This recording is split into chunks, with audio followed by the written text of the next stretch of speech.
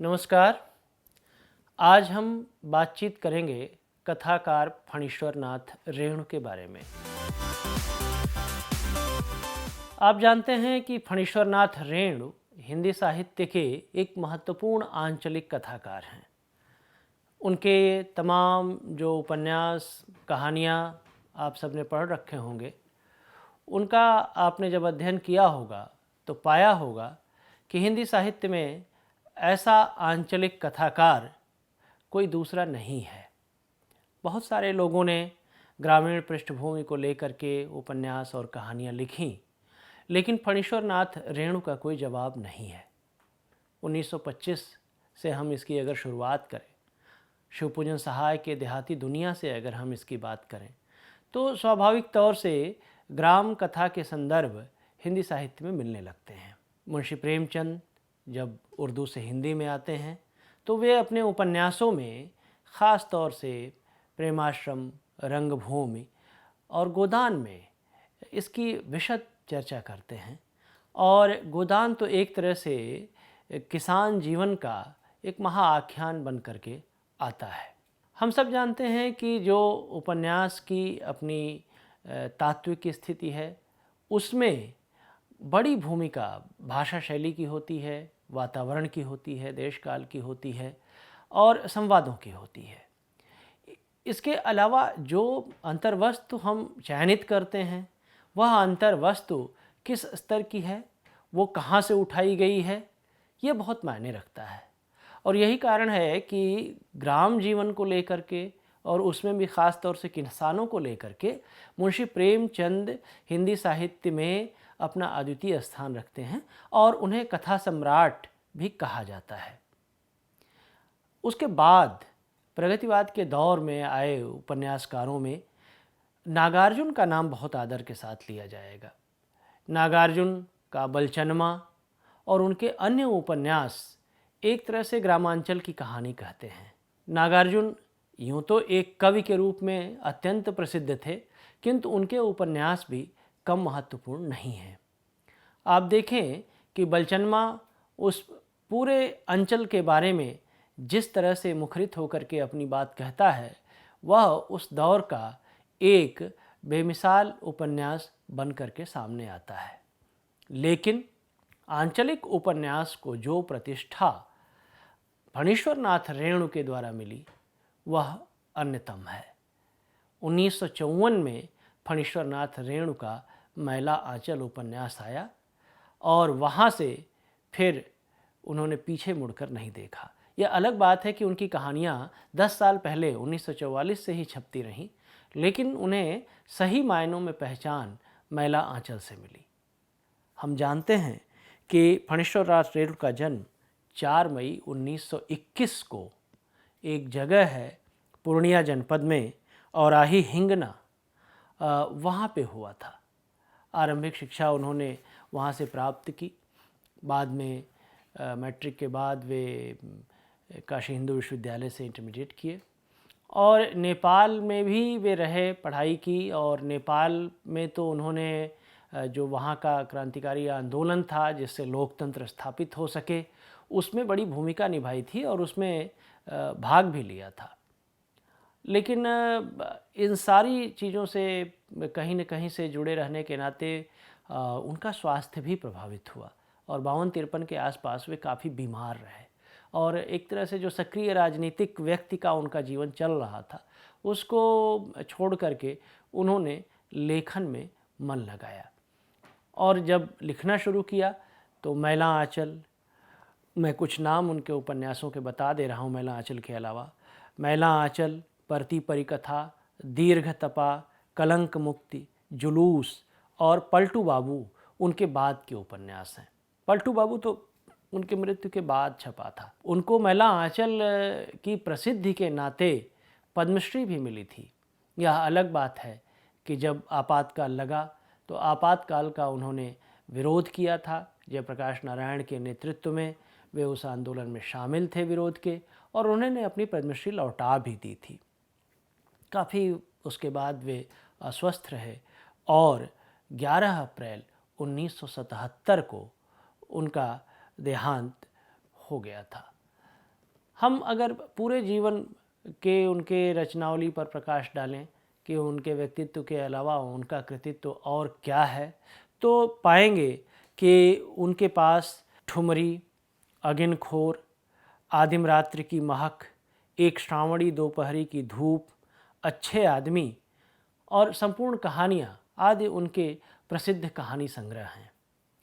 कहानियों में भी ठुमरी, अगिनखोर के अलावा पंचलैट, रसप्रिया, लाल पान की बेगम और तीसरी कसम उर्फ मारे गए गुलफाम अत्यंत प्रसिद्ध रही हैं।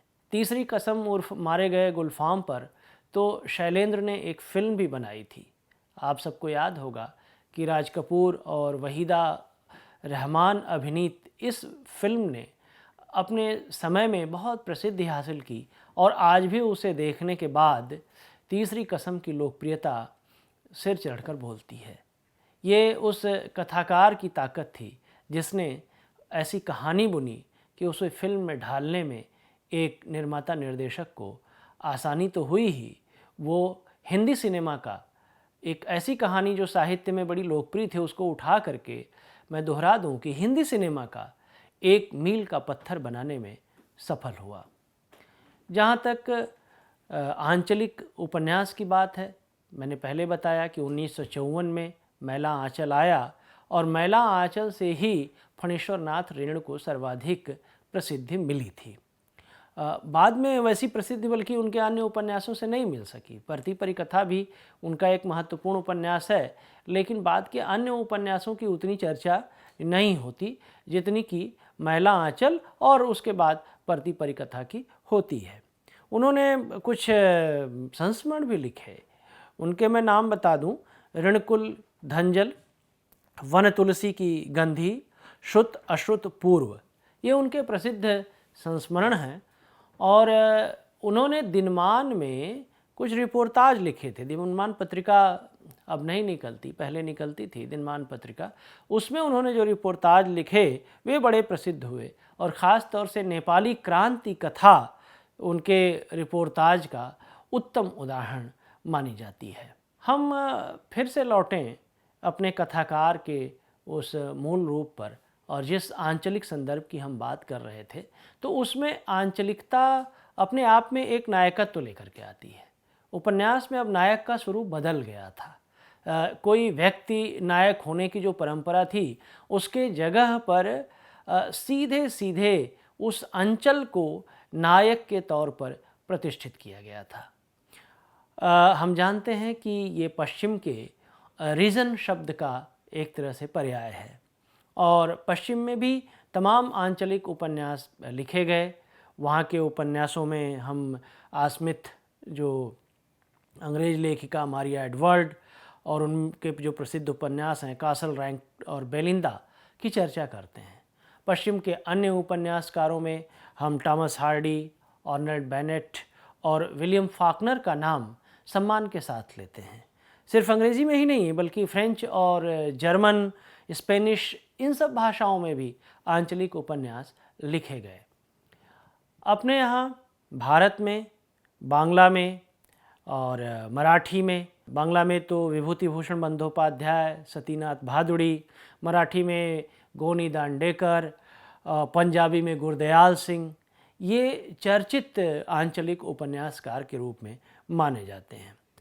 अब अंचल शब्द से हम सब बखूबी अगर देखा जाए तो गांव के लोग परिचित हैं। आंचल से तो सब जानते हैं जो अपने साड़ी का एक किनारा होता है, लेकिन जब अंचल को उसको लेकर के जाते हैं तो कहते हैं कि ऐसे भूखंड, प्रांत या क्षेत्र विशेष से है जिसकी अपनी एक विशेष भौगोलिक स्थिति, संस्कृति, लोक जीवन, भाषा और समस्याएं हैं।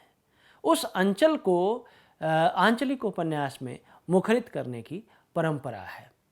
मैला आंचल को लिखने के समय तो रेणु ने खुद मैला आंचल के नीचे एक आंचलिक उपन्यास लिख दिया था जिससे आलोचकों को कोई दिक्कत ही न हो, और उन्होंने स्पष्ट तौर से मैला आंचल को घोषित करते हुए आंचलिक उपन्यास के रूप में प्रतिष्ठित करने का एक तरह से यह प्रस्थान ही किया, क्योंकि उपन्यासकार आमतौर से तब लिखते नहीं थे कि यह कैसा उपन्यास है, लेकिन रेणु ने ऐसा किया और यह उनके साहस का एकदम से परिणाम था कि एक लेखक स्वयं अपनी रचना के बारे में पहले ही एक बयान जारी कर दे कि हमारी रचना इस श्रेणी की रचना है।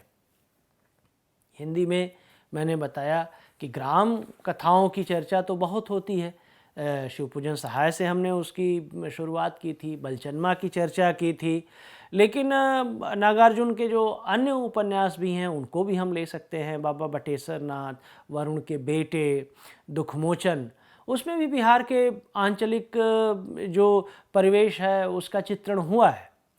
और वरुण के बेटे में तो बहुत ज़्यादा चित्रण है उस परिवेश का।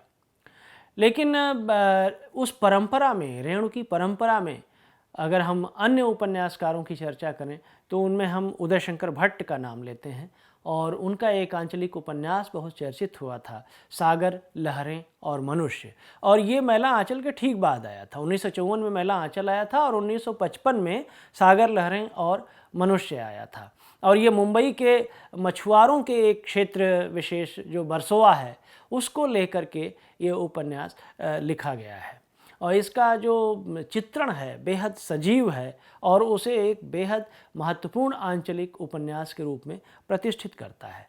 उदय शंकर भट्ट का ही लोक परलोक पश्चिमी उत्तर प्रदेश के तमाम तीर्थ ग्राम का एक मर्मस्पर्शी चित्रण करता है। रांगे राघव को हम ऐसे मौके पर नहीं भूल सकते। उनका कब तक पुकारूं राजस्थान और ब्रज की सीमा पर लगे जो अंचल को कायदे से एक तरह से प्रतिष्ठित करता है। उनका मुर्दों का टीला भी इस मामले में बहुत चर्चित उपन्यास है। देवेंद्र सत्यार्थी का नाम भी हम ले सकते हैं। उनका उपन्यास जो ब्रह्मपुत्र है वह असम प्रदेश के लोक जीवन का एक मोहक चित्रण प्रस्तुत करता है। अगर आप असम गए हो और आपने ब्रह्मपुत्र को देखा हो तो उत्तर भारत की नदियों के बरक्स स्पष्ट दिखता है कि ब्रह्मपुत्र कितनी विशाल नदी है और असम का जनजीवन वो कितना प्रभावित करती है। वो केंद्र में रख कर के जब कोई लेखक ऐसी नदी को जो कि एक राज्य विशेष के जनजीवन से जुड़ी हुई है तो एक तरह से वह जीवन रेखा को ही व्यक्त कर देता है, और यह काम देवेंद्र सत्यार्थी ने किया था। वे पंजाबी के तो अच्छे लेखक थे ही, हिंदी के भी अच्छे लेखक थे। राजेंद्र अवस्थी का उपन्यास जंगल के फूल में बस्तर क्षेत्र का वर्णन है। शैलेश मटियानी का हौलदार, रामदरस मिश्र का पानी के प्राचीर जो गोरखपुर क्षेत्र को लेकर के बहुत विस्तार से बात करता है।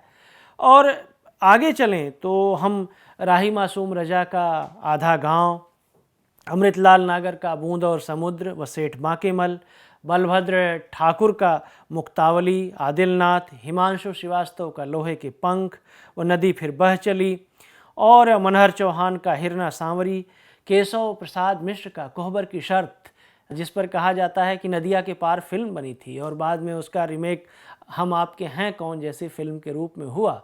वो बड़ा ही चर्चित उपन्यास अपने अंचल विशेष को लेकर के है। भैरव प्रसाद गुप्त के उपन्यासों गंगा मैया और सती मैया का चौरा की चर्चा होती है। विवेकी राय के उपन्यास लोकऋण और हिमांशु जोशी का जो उपन्यास है कमार की आग और धूमकेतु का जो उपन्यास है माटी की महक, ये भी सब बहुत चर्चा पाते हैं। लेकिन हम इन उपन्यासों की चर्चा करते हुए अगर थोड़ा बहुत और बढ़ जाएं पंजाबी की ओर तो देखें कि कृष्णा सोबती का जिंदगी नामा, मित्रो मरजानी, या जगदीश चंद्र का धरती धन्य अपना, कभी न छोड़े खेत व नरक कुंड में बास जैसे बेहद चर्चित उपन्यास रहे हैं। बलवंत सिंह का उपन्यास जो है शतचोर और चांद, कली, कोश, राबी पार, ये भी पंजाबी के प्रसिद्ध आंचलिक उपन्यासों में माने जाते हैं। उनके और उपन्यास हैं चकपीरा और चकपीरा का जस्सा और दो अकाल गढ़। इसमें भी विभाजनपुर के जो स्थितियां हैं, पंजाब का एक रोमांटिक चित्रण उसमें आपको मिलता है। तो इन सारे उपन्यासों को भी देखें तो उनमें भी अगर किसी एक उपन्यास को सबसे ज़्यादा महत्व के साथ चुनना हो तो हम मैला आंचल को चुनते हैं। और मैला आंचल जब शुरू होता है उसकी कहानी उसी उनके जनपद पूर्णिया की कहानी है, और उसमें रेणु लिखते हैं कि भारत माता ग्राम वासिनी, खेतों में फैला है श्यामल, धूल भरा मैला सा आंचल। ये धूल भरा मैला सा आंचल में जो धरती माता का संदर्भ है, वो सिर्फ मैला आंचल के नायक प्रशांत, डॉक्टर प्रशांत का दर्द नहीं है, बल्कि वह दर्द रेणु का भी दर्द है। भारत छोड़ो आंदोलन जो 1942 में हुआ, उससे लेकर 1948 का जो सत्ता परिवर्तन है, वहाँ तक को केंद्र में रख करके भारत की दशा को समझने के लिए इतना महत्वपूर्ण उपन्यास तो दूसरा आपको मिलता ही नहीं। क्या स्थिति होती है कि वहाँ एक डॉक्टर है और उससे फिर एक प्रेम करने वाली स्त्री है और उसके माध्यम से लोग जीवन का अभूतपूर्व वर्णन रेणु करते हैं। मैला आंचल की चर्चा में ये ध्यान देने की बात है कि उनकी कहानियों की भी चर्चा होना ज़रूरी है। ठुमरी तो आप समझ सकते हैं, नाम से ही समझ में आ जाएगा कि कितनी रागात्मकता होगी इस कहानी में। पंचलाइट कहानी अगर आपने पढ़ी हो तो उसमें भी पेट्रोमैक्स जलाने को लेकर के एक संदर्भ निकल करके आता है और ये पता लगता है कि कैसे एक आदमी अचानक उस गांव के लिए बहुत उपयोगी हो जाता है। लेकिन उनकी जो 3 कहानियाँ जो खुद रेणु को बहुत प्रिय थीं, उन पे चर्चा करना बहुत ज़रूरी है। वो 3 कहानियाँ अगर चुनना होगा तो वे होंगी रसप्रिया, लाल पान की बेगम और तीसरी कसम। रसप्रिया में भी वे लोक में जो नटुआ नृत्य होता था लड़की मुखा लड़कों को ले करके, उसको उठाते हैं और मृदंगिया और मोहना को ले करके उस नटुआ नृत्य के बारे में कितना विस्तार से वो जाते हैं और किस तरह से एक स्त्री का मृदंगिया के जीवन में आना, उसकी उंगली का टेढ़ा होना, फिर जीवन भर संघर्ष करना, पैसे बचाना, फिर उस गांव में आना और उस कहानी का पूरा वातावरण ऐसा सिरजा है रेणु ने कि वो अद्भुत है। चरवाहों के बीच में जाना, गीतों की टेक में जाना, विद्यापति गाने की धुन के अपने संदर्भ, विद्यापति गाते हुए किस तरह की स्थितियां बनती थी उसका संदर्भ, और अंत में जितना भी उसके पास रुपया है वो सब वो मोहना को दे करके चला जाता है। प्रेम का एक ऐसा अव्यक्त रूप इस कहानी में व्यक्त हुआ है और वो भी इतने भेदन की दृष्टि से कि जब आप रसप्रिया पढ़ते हैं तो उसके संगीत में ही एक तकलीफ सी बहती हुई जान पड़ती है। ग्रामीण पृष्ठभूमि का वह एक अद्भुत चित्रण करती हुई कहानी है। अगर हम दूसरी कहानी लाल पान की बेगम को लें तो उसकी पृष्ठभूमि बड़ी गजब की है। जो सर्वे सेटलमेंट का मामला गांव में है उसमें आम तौर से जो सामाजिक पृष्ठभूमि है उसमें होता क्या है कि जो गांव में गरीब लोग हैं वे उच्च वर्गीय लोगों से एक तरह से डर जाते हैं और अपने हक की बात नहीं करते। लेकिन जो नायिका है उस नायिका का पति उसके कहने पर बार बार अपना दावा करता है और उसे ज़मीन मिल भी जाती है। यह अलग बात है कि इसको ले करके तमाम तरह की देहात की ऐसी टिप्पणियां भी आती हैं जो बेहद भेदक टिप्पणियां हैं कि सर्वे सेटलमेंट के बासा पर वो छापा वाली साड़ी पहन करके जाती थी या वो बैगन का चढ़ावा चढ़ाने जाती थी या उसके आंगन में घोड़े के टाप सुनाई देते थे। इस तरह की बड़ी लगती सी बातें उस महिला के बारे में गांव की और औरतें कहती हैं। लेकिन यह भी सच है कि जो हक के लिए लड़ता है, जो सच के लिए लड़ता है और जो हारे हुए लोग होते हैं वे न मिलने के बाद असली चीज़ दूसरों के मिले हुए से ईर्ष्या करने पर अक्सर चरित्र हनन तक पे उतर जाते हैं। और ये इस कहानी को बड़े ही करीने से उस मोड़ से आगे निकालते हैं और मखनी फुआ के माध्यम से प्रेमचंद कुएं पर पानी भर रही औरतों के बहाने एक संवाद रचते हैं और उस संवाद में जिस तरह से मुहावरों का प्रयोग करते हैं वो गजब का है। आप देखें कि नाच देखने जाने का मामला है, नाच दिखाने का वादा किया है उसके पति ने, लेकिन वो अभी लौटा नहीं है। और ऐसे में जब नाच देखने की बात आती है, मखनी फुआ बात करती हैं कि क्यों रे चलना है कि नहीं, और तमाम तरह की बातें उठती हैं। तो कहती है कि नाच देखने तो वही न जाएगा जिसके पास न नौ हाथ पगहा हो, न पगहिया हो, न कोई और जिम्मेदारी हो। उसे कहने का आशय जो मुहारे में कहती है वो यही है कि उस पर ढेर सारी जिम्मेदारियां हैं, बच्चे हैं, पति है, और इसके अलावा उसका बकरा है।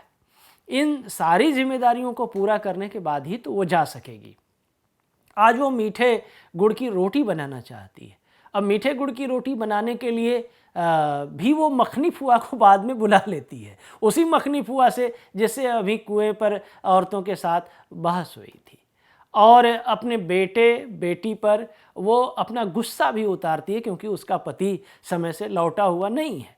उसके देर से आने के गुस्से में वो बहुत नाराज़ है, और जब बेटी को दुकान पर वो गुड़ लेने के लिए भेजती है, उसके आने में विलम्ब होता है तो बेटी की पिटाई भी कर देती है। ये पूरा जो संदर्भ है उसमें जो बेटे का, बेटी का और रोटी बनाती माँ का, फिर मखनी फुआ को बुला लेने का, वो ऐसा लगता है कि बिहार के सुदूर पूर्वी हिस्से के किसी गांव में बैठ कर के किसी छोटे से घर में ये पूरा का पूरा चलचित्र चल रहा हो। और उसके आगे जब हम निकलते हैं, जब गाड़ी नहीं मिलती, इसकी बात लेकर के आता है कि बैल है तो गाड़ी मिलेगी ही, और बाद में गाड़ी उसको मिलती है। और जब नाच देखने जाने का संदर्भ आता है, उस समय वो उन्हीं औरतों को आमंत्रित करती है जो औरतें उसका मजाक उड़ा रही हैं। आप देखें कि वो स्टेशन वाली को भी बुलाती है, जो स्टेशन वाली उसको सर्वाधिक तंग कर रही थी। जंगी की पतोहू है वो, और काफ़ी चोखी है, और जंगी लठैत है, उससे लड़ने की लोगों की हिम्मत नहीं होती, उससे लोग अलग रहना चाहते हैं, दूर रहना चाहते हैं। उस जंगी की पतोहू को भी पता लगता है कि नाच देखने नहीं गई है, तो उसको भी अपनी गाड़ी पे बैठाती है। और भी कुछ लड़कियां आ जाती हैं और उनको भी गाड़ी पे बिठाती है। और इसके बीच में जब उसका पति लौटता है तो धनहे खेत से धान की कुछ बालियां लेकर के आता है। वो भी प्रसंग बड़ा महत्वपूर्ण है कि उस बाली को वो छोड़ देता है ऊपर कि ये देवता के लिए अन्न है। उसमें से एक छोटा सा हिस्सा टुकड़ा तोड़ करके बेटा मुंह में दबा लेता है और कहता है कि मीठा है। माँ बहुत नाराज़ होती है, तो उस पर भी पिता कहता है कि नहीं, छोड़ो इनको, ये तो चिड़िया चुनमुन है। जैसे चिड़िया चुनमुन को आप खेतों में नहीं रोक सकते, वैसे इन बच्चों को भी रोकने की कोई वजह नहीं है। इसके बाद जब वो गाड़ी में बैठा करके अन्य औरतों को लेकर के चलती है, तब का हिस्सा बहुत ही महत्वपूर्ण है। वो गाने के लिए कहती है, औरतें कुछ गाती हैं, टेर भरती हैं, और उसमें कोई तेल से चुपड़ी हुई साड़ी पहन के आया है, कोई नई नवेली अभी गौने की बहू आई हुई है, और अपने धनहे खेतों के लटकी हुई बालियों की याद उसे आती है अभी नई नई गौने आई हुई बहू को देख करके, कि उसे याद आ गया कि जैसे लटकी हुई बालियां हैं। ऐसे पूरे संदर्भ को देखने के बाद जब नाच देखने के लिए जाते हुए गाना होने लगता है, तो फिर वो धीरे धीरे शांत होने लगती है, उसे नींद आने लगती है, और उसे वास्तव में लगता है कि वह तो लाल पान की बेगम है। अगर हम लाल पान की बेगम के बाद तीसरी कसम की चर्चा करें, जो बेहद महत्वपूर्ण कहानी है, तो एक तरह से उस कहानी की चर्चा करते हैं जो रेणु के कहानीकार के प्रसिद्ध की सबसे बड़ी कहानी है। तीसरी कसम मैंने आरंभ में ही बताया था कि उस पर फिल्म भी बनी थी। ये दो कस्में तो बड़ी आराम से निकल जाती हैं।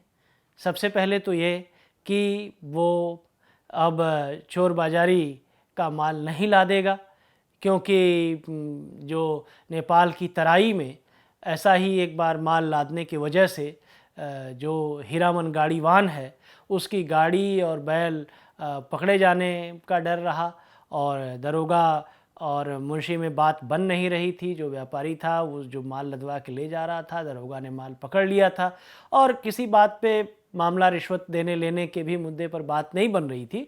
और यह बात हीरामन के जब समझ में आ गई तो उसने गाड़ी छोड़ी और बैलों को छोड़ करके वहाँ से रफू चक्कर हो गया, और ये उसने पहली कसम खाई कि अब कभी भी वो चोर बाजारी का माल नहीं ला देगा। दूसरी कसम इस कहानी में भी बहुत ही आनंददायक है कि वो बांस लाद करके चलता है अपनी गाड़ी पर, और ऐसे में क्या होता है कि बांस आगे भी निकला होता है, पीछे भी निकला होता है। गाड़ी को रास्ता दिखाने के लिए एक आदमी की ज़रूरत पड़ती है।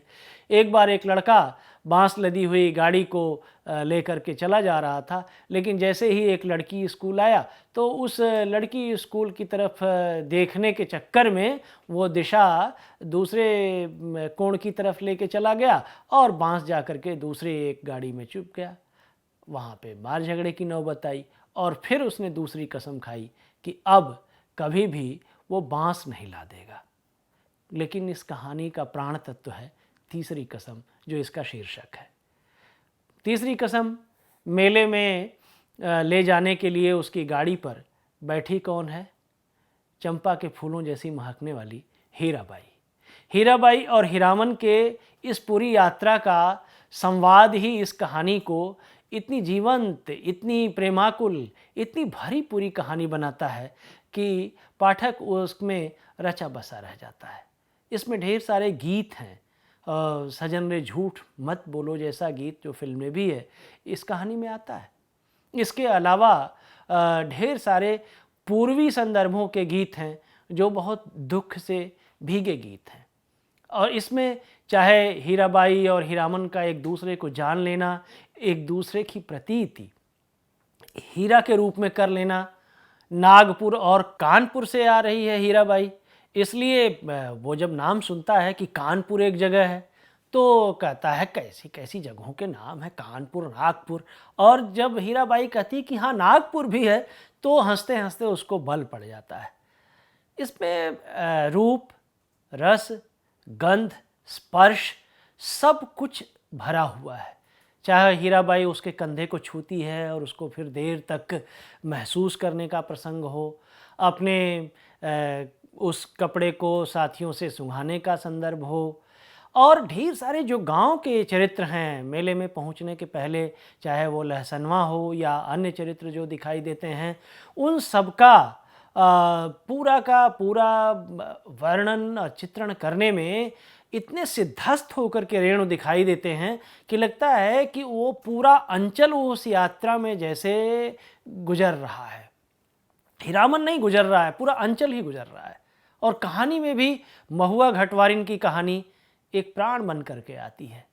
महुआ घटवारिन के कहानी के बहाने किस तरह से सौतेली माँ उस बेटी को तंग करती है और उसके बाद सौदागर के हाथों में बेच देती है। वो सौदागर लेकर के जाता है और नाव से वो कूद जाती है, उसे बचाने के लिए एक सौदागर का आदमी कूदता है।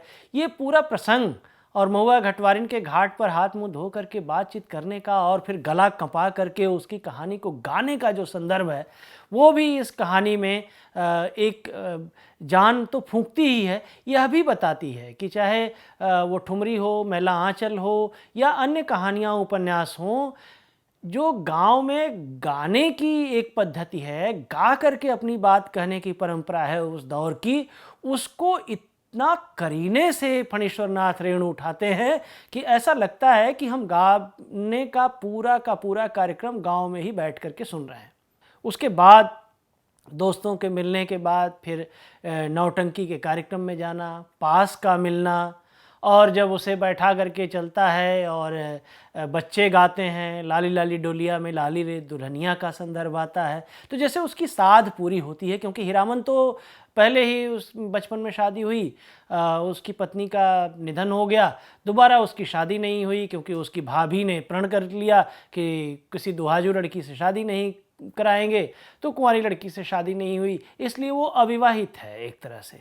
और जब उसकी गाड़ी में बैठ करके हीराबाई चलती है और बच्चे ये गीत गाते हैं, तो जैसे उसके जीवन की साध पूरी हो रही है कि वो अपनी गाड़ी में अपनी दुल्हन को बैठा करके ले जा रहा है। इतने शेड्स हैं इस कहानी में, इतने रंग हैं इस कहानी में कि उनको अगर अलग अलग मिला करके भी देखें तो सारी चटक रंगों से एक इंद्रधनुष गढ़ते हैं रेणु। और आखिर में जब नौटंकी में भी कोई हीराबाई को गलत बात बोल देता है, नशे में बैठा हुआ आदमी लटर पटर बातें करता है तो उसे मारपीट तक करने पे उतारू हो जाता है हीरामन, और मारपीट मिल करके उसके दोस्त करते भी हैं। अंत में उनको आगे बैठाया जाता है, आगे उनको दरोगा आता है, मारपीट करता है तो अपना पास दिखाते हैं, क्योंकि पास वो हीराबाई के माध्यम से मिला हुआ है। हीरामन ने अपनी कमाई की जो पोटली है वो भी हीराबाई को दे दिया है। इतना भरोसा इतने कम दिनों में दो व्यक्तियों के बीच में उपज जाना एक अनजाने प्रेम का उपजना है, और वो प्रेम में दोनों बिंधे हुए हैं, लेकिन बात आगे नहीं बढ़ती। बहरे तबील गाया गया है, नौटंकी गाई गई है, इसमें कथानक चले हैं, हीराबाई का नृत्य होता है, और सब कुछ देखते हुए जब अचानक पता लगता है कि हीराबाई छोड़ करके मेला जा रही है, तब हीरामन दुखी होता है। उसे बुलाया जाता है, उसके मित्र कहते हैं अरे जाओ जाओ, देखो हीराबाई जा रही है और तुम यहाँ हो। और फिर वो हीराबाई से मिलने के लिए स्टेशन जाता है, स्टेशन पर मिलता है।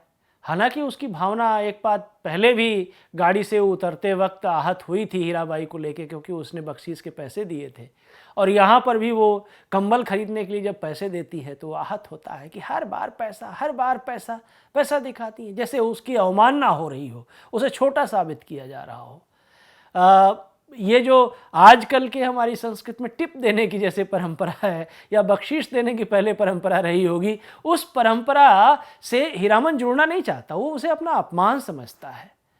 लेकिन फिर भी वो अपना एक तरह से जैसे ही पोटली पाता है पैसे की, और कहती हुई हीराबाई जाती है कि तुम्हारी हीराबाई को सौदागर ने खरीद लिया है हीरामन, आज वो नौटंकी छोड़कर जा रही है। तो उस समय रेणु जैसे पाठक को भी एक ऐसे विप्रलंभ के दृश्य में बैठा करके गलदश्रु कर देते हैं, आंखें भर आती हैं, गला रुंध जाता है, गाड़ी चली जाती है, हीरामन देखता रह जाता है, और फिर लौट करके अपनी गाड़ी हाँकते हुए बड़ी कठिनाई से वो तमाम बातों को याद करता है। रेणु लिखते हैं कि मरे हुए मुहूर्तों की यादें अब ताज़ा हो रही थीं, और आगे चल करके हीरामन कसम खाता है कि अब कभी भी नौटंकी वाली बाई को गाड़ी पर नहीं बैठाएगा। ये उसकी तीसरी कसम थी। तो आप देखें कि मैला आंचल, लालपान की बेगम, रसप्रिया, तीसरी कसम, ये सिर्फ इन कहानियों और एक उपन्यास को ही रख लिया जाए तो रेणु के प्रसिद्धि में कोई कमी नहीं रह जाती है। वो सिर्फ इन कहानियों और एक उपन्यास के बल पर भी हिंदी साहित्य में अमर रहेंगे। उनकी पूरी रचनावली उन्हें हिंदी साहित्य में एक महत्वपूर्ण कथाकार के रूप में प्रतिष्ठित करती है। धन्यवाद।